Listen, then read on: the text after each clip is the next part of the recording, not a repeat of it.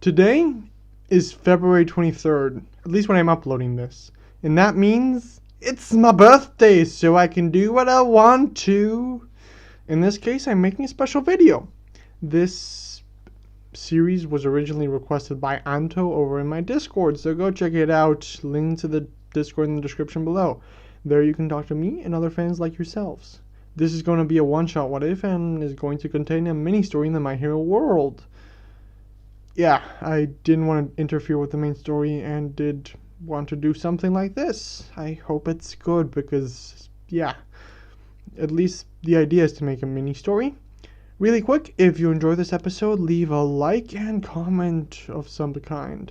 With that said, let's start. So the first thing we have to think is about my quirk. Now, ideally, if I could have my pick, I would choose super speed, like the Speed Force, like the Flash, because I'm just really a big fan of speedsters for some reason. But we need something a bit more concrete that would make sense in this world. After looking at how Kohei Horikoshi chooses the quirks and names of his characters, and considering my own name, Noah Rogala, I found no results for my last name, Rogala, or what it could mean, so I'll use my first name for a quirk. Because of the Bible, and it exists, my name is mostly associated with Noah's Ark, something that hides my channel from people on YouTube. So my quirk would probably be some sort of water ability. Let's say I have the ability, free control of water, but only if it's in contact with my skin. I have a limited amount to, so only being able to control about 1 liter. Now, I'm going to stick a bit to real events here, but I'm not going to over-explain because I like to keep my life private. So, I'm born in England. When I'm little, I moved to Spain where I grew up. But because of my mother's job in this world, I moved to Japan. I wanted to be a hero, so I applied to a couple different schools. But because of a lack of water at the entrance exams, and a bit of a lack of ability, and my quirks not being that good, and some laziness on my part, I failed to get into any hero course. However, I do get into UA as part of their general studies program, primarily thanks to my speaking many languages and having some decent points on the exam. I get into class 1C, where I make some friends. Time passes and I keep going on. I admire heroes, so since I go to a school with a lot of heroes, I ask for a lot of autographs. The sports festival is a thing, but I don't do well enough to get into the hero course. Still, it was fun, at least the first exercise, because that's where I failed. I also met a couple of different people who are in the hero course and made friends with them.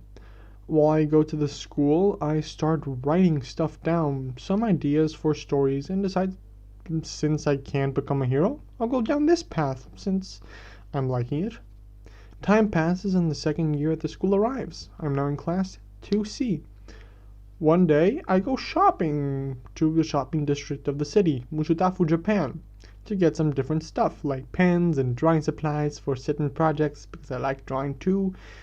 While shopping, an explosion goes off. This makes me drop my stuff on the ground from the scare. I turn around to see some sort of dark green sludge that is attacking a blonde boy with spiky hair. He's struggling with his quirk going wild, explosions going off everywhere. The boy looks miserable. I shout, "Someone call the heroes!" The moment I do, someone shows up at the scene. Death Arms, and a new one, Camille Woods. At this point, the explosions have created a fire in the vicinity. Camille decided to help civilians instead of helping the boy, because, well, the fire is weakening him. Death Arms just tries to help the kid out, but can't. He can't get a grip inside of the slime, but he decides to focus on putting out the fires because of that. The hero backdraft then shows up, and he can help. He has the ability to help the boy. But he doesn't. He decides to focus on putting out the fires instead. More and more heroes start showing up. Great, they can help the guy out. But none of them do. Mount Lady can't get past. The others are just helping other civilians out. What are the heroes even doing here? Whispers. Some of the people watching with me whisper about All Might fighting this guy earlier. Did he get away from All Might? Seriously? I think I should help out. I should try doing something. Before I can come up with an answer or an excuse, a boy makes his way to the front of the crowd. He takes a look at what's going on and gets past the barricade. Not even the hero Death Arms manages to stop him. The kid has so much courage. He runs at the villain, takes off his backpack in the process, throwing it at the villain. That's smart, blinding your opponent. He then starts digging into the monster, trying to free the blonde boy. Some people in the crowd start bad-mouthing the boy, calling him an idiot. Or a reckless idiot. I want to say something against them, because at least he did something, not like the heroes. That kid is a lot more courageous than anyone here. At least he tried to help. The slime villain thing is about to attack the boy. The heroes around jump in to defend the boy, but they're too slow. Before the slime can attack, however, All Might, the freaking #1 hero, shows up out of the crowd, saving both of the boys. Was he there all along? Why didn't he act sooner? Was he unwilling to act until the boy inspired him? He says something to the green-haired one. You can't hear it from this far, though. He then yells out, "Detroit Smash!" The attack is so powerful that the villain is blown away and blown up to pieces. He defeated him in one punch. Incredible! It then starts to rain. His punch literally changed the weather. A bit later, the press show up. The heroes started scolding the green-haired boy while the blonde boy was praised for his bravery? Why, without the green-haired one, the day wouldn't be saved. I finish my shopping, then head home. When I set off, I see the green-haired boy walk away. I walk up to him and say, "Hey, you're the one who jumped in to save the explosion guy, right?" The boy looks at me weirded out and flinches a bit. He looks like kind of sad. In a pessimistic tone, he says, "Yes, why?" I ask, "What's with that tone, man? You did great." He looks at me as if I was crazy. He walks away and says, "I only got in the way." I get in front of him and say, "Are you crazy? It's obvious that without you, All Might wouldn't have acted. You're a hero, man. Trust me, I see greatness in your future. Any chance I can have your autograph?" The kid walked away, thinking I was joking. I again got in front of him and said, "Seriously?" He took out a pen and signed a sheet of paper, while saying, "Sure, but why would you want a signature from a quirkless person?" I said, "Dude, you're quirkless? That's unlucky." The boy whispers, "Here we go." Then I said, "Sure, it might be harder, but I'm still sure you can be a hero. If you want to, at least. You have the drive." The kid chuckled and continued on his way, looking again pessimistic. He kept looking at the ground. We parted ways. Again, time passed, and I didn't expect to see him again, at least not in person. Days turned to weeks, and weeks to months, and soon enough, my third year, at least in UA, started. Things were pretty usual, but the third day, while eating lunch, I saw someone. I recognized the kid with the green hair, but I didn't say anything. He seemed to be busy, talking to his friends.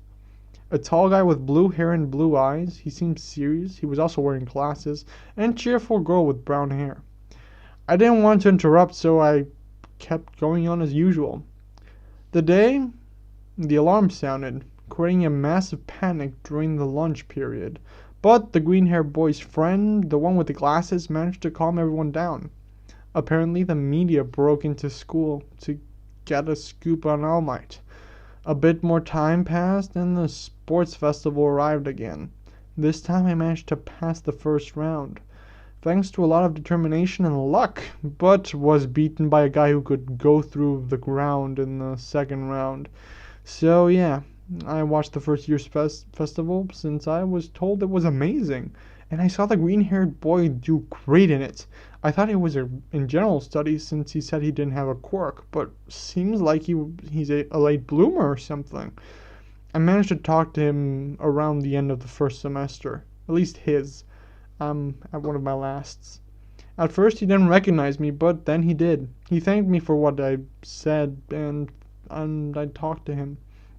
I encouraged him to keep fighting for his dreams, and he said he'd do his best. After that, the second semester of my third year began. Now, because of something that happened with Midoriya's class, they implemented a dorm system. I didn't really like it, but you gotta get used to it. The second semester began and business continued as usual. This year I started writing even more. Midoriya inspired me a bit. I continued to write my stories down. I would later run into him a couple more times across my last semester at UA. A lot happened during this time, but I kept on going and doing my best. The semester ended and I graduated while Midoriya went on to his second year. I became an author while Midoriya went on going by the hero named Deku, went on to become the world's greatest hero. Well, this is the end of my little story. I didn't just want to insert myself into Izuku's story. I think I did a decent job at not doing that, but I did want to kind of mesh a bit with it. I did want to have some impact with at least one of the characters, and I think I did a decent job with it. I do hope you all liked it. If you did, be sure to hit that like button, and you can always leave a comment, ideas, or criticism in the comments below, or go to my Discord. Link to that will be in the description. That's it for me for today. Have a great day, and I will enjoy mine. Bye!